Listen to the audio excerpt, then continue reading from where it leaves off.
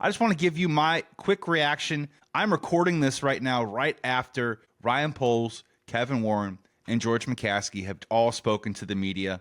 You don't get to hear a lot from George McCaskey, maybe to the benefit of the Chicago Bears, but also a couple things I wanted to cover just from their comments alone. The first one is I want to read you the definition of what lip service means. Lip service, by definition, means the support for something that is expressed through word and not shown or represented in a person's actions. And unfortunately, Bears fans, that's exactly what we continue to get from this front office here in Chicago. Look, I'm sure George McCaskey is a good man. He seems like a very nice person. But again, his issues as chairman of the Chicago Bears continue to resonate and reflect the state of the Chicago Bears. Our chairman has been in charge now for over a decade, for almost 14 years. He's been through 3 general managers. He's about to hire another one. He's been through 4 head coaches, countless offensive coordinators, multiple quarterbacks, has 0 playoff wins. And unfortunately, every time he's in front of a microphone, you get a lot of the same stuff from him over and over again. We hope to get it right, like a hitter in a deep slump,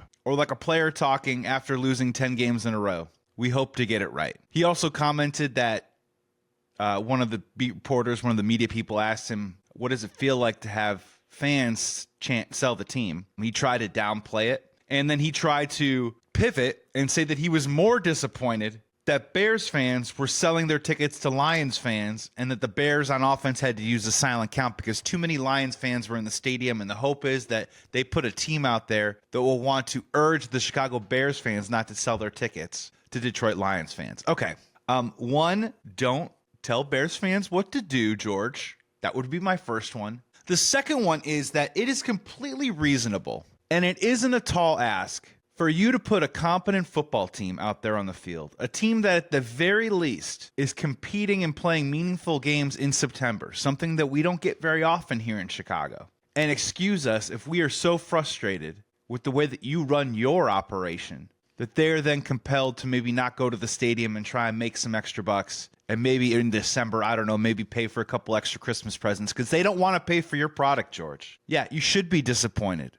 But the only person you should be pointing the finger at is yourself in the mirror. In a weird way, it felt like a backhanded slight at Bears fans. And I'm sure he didn't mean it that way. But again, George isn't really a wizard with words. But all this continues to be, well, we're just going to keep on swinging until we get it right. We may be 0 for 40, but we're going to keep on swinging. He's like that kid in Little League who hits 12th in your lineup, who when he gets a foul tip, everyone loses their mind because now he's finally on it. That's what we're dealing with. And then my other part was Kevin Warren came out, and Kevin Warren, ever the statesman, called us the best fans in the world. And I'll be honest with you. Look, if that's the type of thing that you want to hear from your organization and from your higher-ups, that's totally fine. For me, I find it not only disingenuous, I find it impossible and non-factual. And if anything, it's kind of patronizing. The best fans in the world. Look, we are a passionate group, right? We love our Chicago Bears. We are down right now. It's one of the lowest points for me personally as a Bears fan in my entire life. So to come out and pat me on the back and tell me I'm the best fan in the world, don't really need to hear it right now. You don't need to give us that kind of cookie, Kevin. It bothers me to no end. If we went out and we did some sort of survey across this great blue orb that we live on, you think there aren't some football teams in Europe that don't have some of the best fans in the world? You don't think that there's other teams and other fan bases that care about their team just as much? This is the thing, is that just telling us that we're the best fans in the world is also supposed to be some sort of weird sort of coded language that we're supposed to just hang in there and take all these lumps and these disappointments over and over and over again because we understand at the end of the day, one day, to quote Eddie Vedder, someday we'll go all the way with the Chicago Bears. And look, I'm not going to spend too much more time on this because obviously these are people who are currently not succeeding in their job and they continue to get swings at the bat. And then they have to go out there and answer the questions for all of their failures. And honestly, what are they supposed to say? They can't necessarily fall completely on their sword because they still have their jobs. But at the same time, they have to try and take a little bit of some accountability while also spinning it forward in some sort of optimistic method that makes Bears fans think that everything is going to be okay. And that's the big problem here, is that this cycle, we've been through it before. And if we're not the best fans in the world, we are smarter than the average Bear. We've seen this before. We've gone through this cycle before. We've heard this pablum about how we hope to get it right. All of our processes are in place. We're going to do everything in our power to fix this, on and on and on. They've done this before. They've ran through it before. And what all they can do is just tell you the same thing over and over again. And that's the issue. As we pivot into me giving out my final grades for this football team, and when I talk about this head coaching search, the most important thing about this is that right now, the best fans in the world, these Bears fans, I think that they are more connected to the issues that are going on off the field, above in the front office than they ever have before. Maybe it is the parlance of social media with a lot of information out there, and maybe it is the definition of insanity, which is the same thing happening over and over again. Well, George McCaskey is the chairman of the board of the Chicago Bears. That I think we're finally starting to see that maybe it isn't just the offensive line. Maybe it isn't just the offensive coordinator. Maybe it isn't the name whatever starting quarterback it is at the time and how we should be playing the backup. I'm listing all the cliche narratives that Bears fans like to do. Maybe it's not the head coach. Maybe it's coming from above. And the problem is, unfortunately, we are stuck with whatever process that is. We just have to deal with it.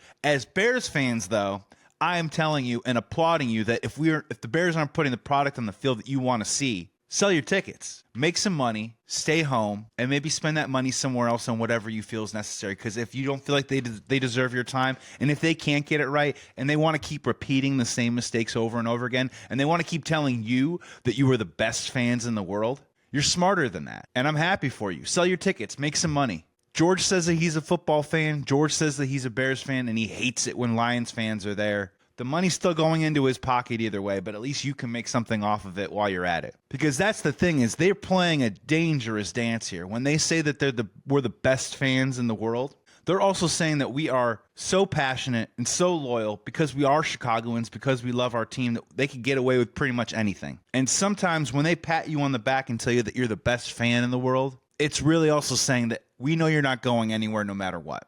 Well, I do think we are hitting a critical mass just a little bit, that if this next iteration of head coach, whoever Ryan Poles decides to pick, and we'll see what happens with the development of Caleb Williams, I'll get to him in a second. If this goes astray, or if this looks similar, if it's reminiscent of the last few cycles that George McCaskey's run Bears has put out there on the field, there's nothing wrong with looking in the mirror and asking yourself, is this worth my time? And I think the brass up there at House Hall needs to know that and recognize it. I still think they think no matter what, you're going to come out and you're going to put a mustache on, and we're going to talk about Ditka and the 85 Bears, and we're going to do the SNL skit, and everyone's going to have a good time, and we're going to talk. Look, I'm going to talk myself into positive things about the Chicago Bears team coming next season. But we are getting to a point of, I don't know about if it's anger or apathy, but either one is they have to be. I think they need to be way more careful than they think right now, because this thing can go in a very, very south direction. And honestly, if you are a Bears fan and you don't believe that they are worth your time, or not even worth your time, I'm telling you not, do whatever you want with your fandom, but I'm not telling you to not be a fan anymore. But if you want to spend maybe less attention, less money on the team because they can't seem to get it right, I'm not going to stand in your way, especially after today, after the lip service that the higher-ups continue to shovel out there, because, look, they have not gotten it right. They are just a returning trough of failure. It's a turnstile. In comes the bad, out goes the bad. All over again. And I think they need to be careful. They want to build up this new stadium. They want to open up something. They want to charge the ticket prices and the season ticket license fees that they want to do. They better be careful, because they think the appetite is something right now, but if it keeps going in this direction, I think the appetite might change.